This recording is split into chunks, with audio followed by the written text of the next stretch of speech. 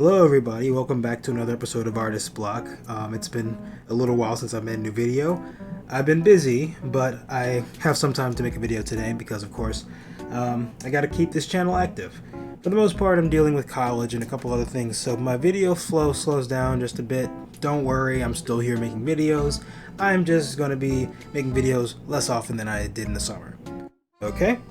So, we're going to be talking about perspective today. Perspective is actually one of the last things that I talk about as far as the basics of having art. You can have scale down, you can have drawing down, you can have everything down, but if you can't do perspective, it's something that you may suffer in and that you could use in the long run. And there's different ways to perform a perspective drawing. So we're going to go with basics here, but we're going to do the basic standards, 1 point, 2 point, 3 point, and then I'll show an example of atmospheric perspective.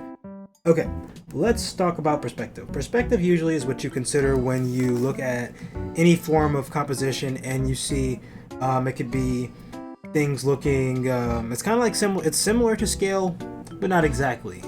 For a good example is perspective is if I look at something in one way and everything is fading onto 1 point. Say for instance if I'm looking down the street or if I'm looking down a set area where everything converges. Usually we consider that to be 1 point perspective. 1 point perspective, simply put, is just every line in an area converging onto 1 point. So we have that right here, and we have a horizon line. Horizon line is just the line where everything fades out and where it starts to fade out. And then the point that we're looking at right here, this point is what we're looking at as far as the vanishing point. The vanishing point is where everything converges and where everything becomes, basically it vanishes. You can't see it anymore. So when we think about perspective in this case, we can take lines. Let's go ahead, I'm going to go ahead and draw some lines like this. And I'm just going to do some lines, get a couple down. We'll use cubes as an example. Everything will come in 1 point. Usually you could think about this like hallways and stuff like that. So if this is a little bit more boring to you, you can do a hallway or something like that.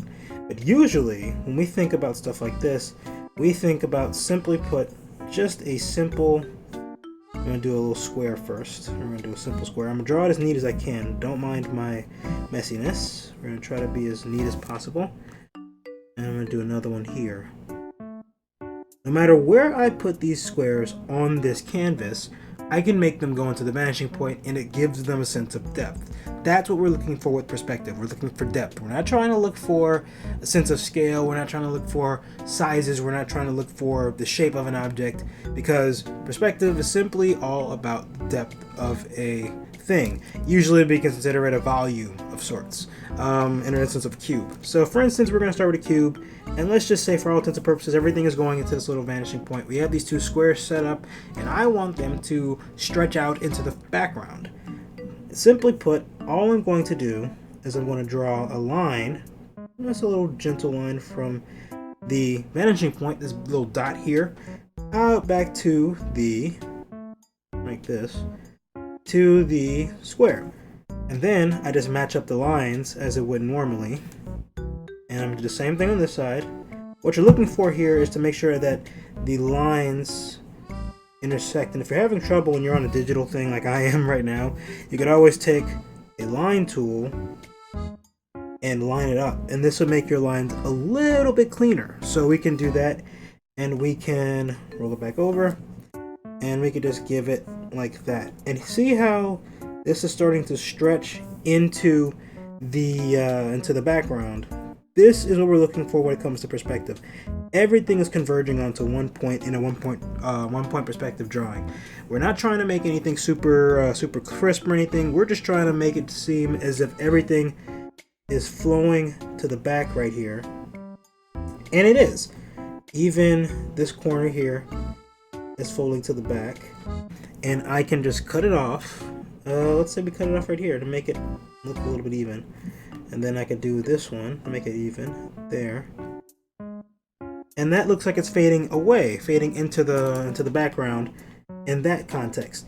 And you can even erase your construction lines to get a much more, clean and crisp feel. So that's what I'm going to do real quick, don't mind me.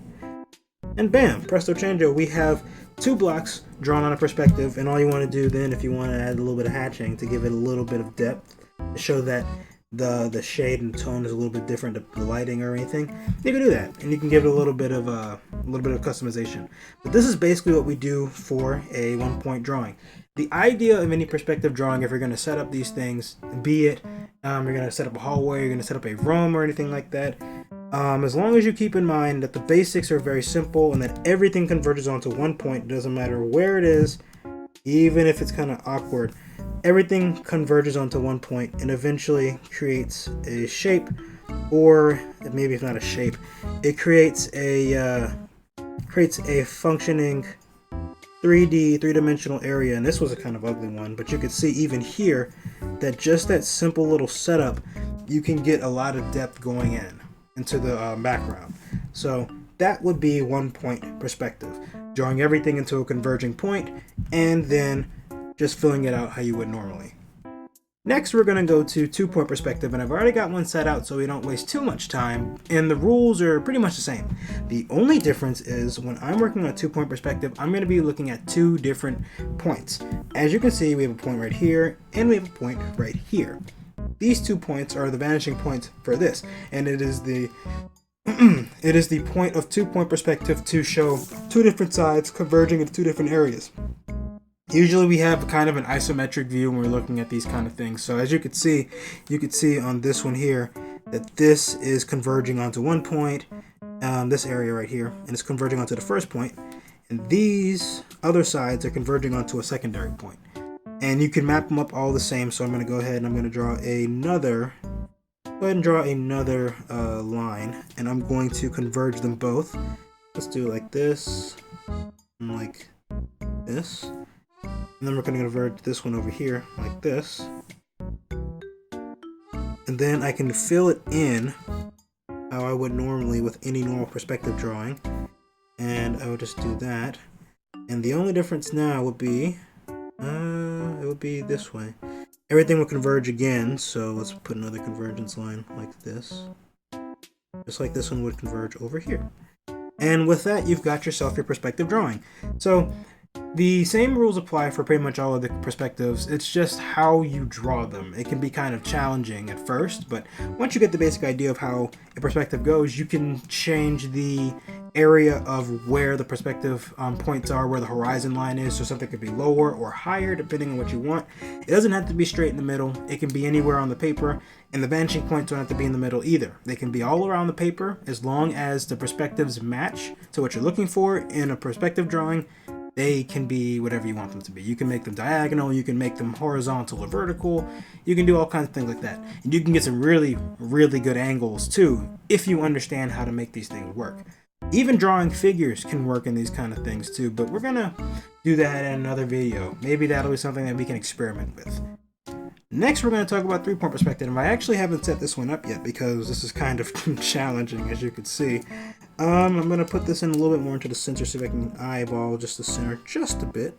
And as you can see, now we have 3 points. We have 1 point here, 1 point here, and a 3rd point right there. These 3 points are really important because this is going to give us a very extreme angle that we're working with. So let's begin.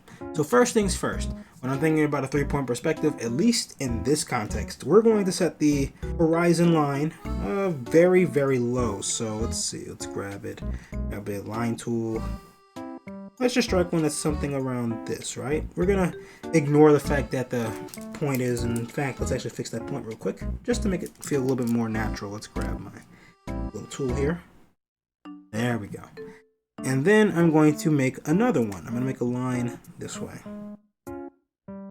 There we go. Well, yeah, that's pretty good. Actually, let's do this. Let's grab this, pull down just a smidge, and let's pull this one up just a smidge so we get a little bit more of an extreme angle. Like that. There we go. And now we are ready for our drawing. Now when it comes to these can be really interesting, and we can do a whole lot with these. Let's go ahead and put this down. I'm going to go ahead and put my guideline down for this. I want to make something that's really dynamic. So I'm going to go ahead and start with a triangle. You don't have to do this, by the way. You can do whatever you want. Usually the idea that comes to mind to me is a building. and you can do a whole lot with the building, of course, but as long as everything matches up parallel, it should be just fine. So let's go ahead, let's actually do this. We're going to start off with, where is it? Pen line tool. We're going to start off with this right here. Come on, there we go. We're going to start off with this one right here. We're going to make it real simple. I'm going to just simply draw it down. Like this, probably. Actually, kind of like that, but not entirely. There. So, let's see. I'm going to start off. Yep. Okay, got it. So I'm just going to start off kind of like that. And then I'm going to grab the tool that I'm working on like this. And I'm going to be looking really, it's kind of like I'm looking directly up at this tool here, at this thing here. I'm going to come on through that. I guess it's not going to be the best example, but because I don't really do a whole lot of perspective drawing like this, but you can do it and you can get some really crazy results. So I'm going to draw a really ugly one real quick, but you could see that one perspective, at least in the middle, is going directly up and it's giving you a very strong upper angle when you're looking at something. So keep those kind of things in mind when you're working with these techniques, that these techniques are extremely useful. I'm just going to do a base one so you guys can see a little bit better. Like that. There we go. Draw another one like that. Something like that. And there we go. I'm going to make it a little bit more like that. And you could always line your stuff up to make sure that it's going in the right area. So you feel a little bit weird about the perspectives or the angles, don't be afraid to erase because sometimes it won't come out proper. I'm gonna do this now. There we go. Do it like that. And we have a stack of very strange looking boxes. I'm gonna make sure that, let's make sure that my vanishing point goes in. Kind of like that. And we're doing sketches right now, so they're not going to be super crisp. I'm sorry about the quality, but I'm just trying to make sure that the basic understanding, like these are better than, these two on the bottom are better than the two on the top. So you got to get your groove on when you get these. You got to figure out how you're going to tackle a challenge. And there we go. We have, let's actually erase these. We have a basic setup for a 3 drawing, and as you could see, we even have a way to do that. And yeah, we can do a couple of things, as you could see. I think the biggest problem, of course, was for me, I put down a horizon line, and the horizon line kind of messes with my perception of this all. So we just do this. Oh, I didn't do that. Let's finish this off. Let's give it like a little bit of a thing. Let me actually do a line tool. There we go. Something like that. And with that, we've made a city curve or something like that. We've made some form of thing. Also, just a quick note about this little thing. My perspective and vanishing points are a little bit too close. So you might want to spread them out to the very end of the paper if you're going to do this very extreme angle type thing. But as you can see, we can do all kinds of stuff with just, you know, our simple little thing, and then you can fill it up with hatching and cross hatching to give it a little bit of contour and texture like that. Give it something and give it a little bit of a just a little bit of a contrast, you know. We can do that, and presto changeo, we have our little thing. So this is 3-point perspective, the basics of 3-point perspective anyway. The point of any perspective drawing is to get some sort of volume down, especially with structures. Usually sometimes this doesn't exactly work really well, or at least for a beginner. It may not work exceedingly well with figures, but at least trying to draw shapes and understanding how something works in the space of gravity or in the space of an area and its volume, this works really well. So you can use this with your life drawings, with your still lives. You can draw and observate. You can observe from whatever you might do, and you can use these techniques to your advantage. We have one more to talk about, and I'm going to pull it up real quick. Let's see if I can find it. It should be in one of my things here. There it is, right here. Let's put the PNG up. This is what we're going to consider Atmospheric perspective. There are a couple things that you can work on when it comes to atmospheric perspective, but the main thing is the understanding of something fading out as it gets further away. Now, when you're using perspective, for the most part, you're using things on a vanishing point. But if you look at pictures, normally, a vanishing point, oftentimes, for as far as I've been aware and as far as I've noticed, a vanishing point, as you get further away into the vanishing point, things actually start to vanish. And if you look let's look at the upper top part of this picture. Let's have a look-see. Everything is converging onto one point, or at least everything is converging out further out to make itself seem as if it's fading away into the atmosphere. An atmospheric perspective is just a representation of that in drawing. When things get further out, they tend to dull. They tend to become a little bit more gray. If you ever see a mountain range in the background while you're driving on a field trip or something like that, how it looks kind of gray when you're looking from far away from it, that is what atmospheric perspective is. It's just something fading away because it's becoming harder to process in your mind. So that's just one thing I was going to explain. And as you could see, things just sort of fade away into the background and become a little bit less clear, become a little bit less visible. And that's actually a really good way to suggest form and shape, as opposed to just rendering out tiny details when you're working with something. So if you're going to do distance and you're going to do a long distance, think about atmospheric perspective. Something like this might actually help in the long run if you're trying to make something look really enticing, as far as, the setting may be, or maybe you might be interested in, I don't know, maybe just an overall shape of something. You want to blur it out, or you want to make it look a little bit more further back.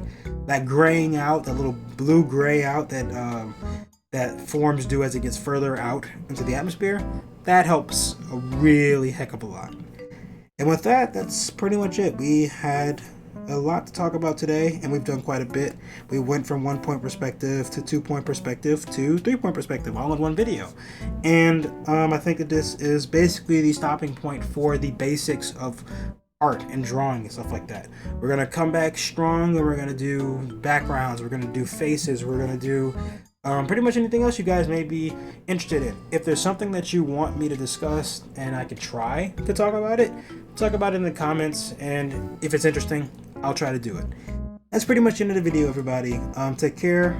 Sorry for being gone for so long. I will make more videos. Don't worry about it. Soon enough, I'll be free to do whatever I need to do for this channel. Thank you, everybody. I'll see you another time. Bye.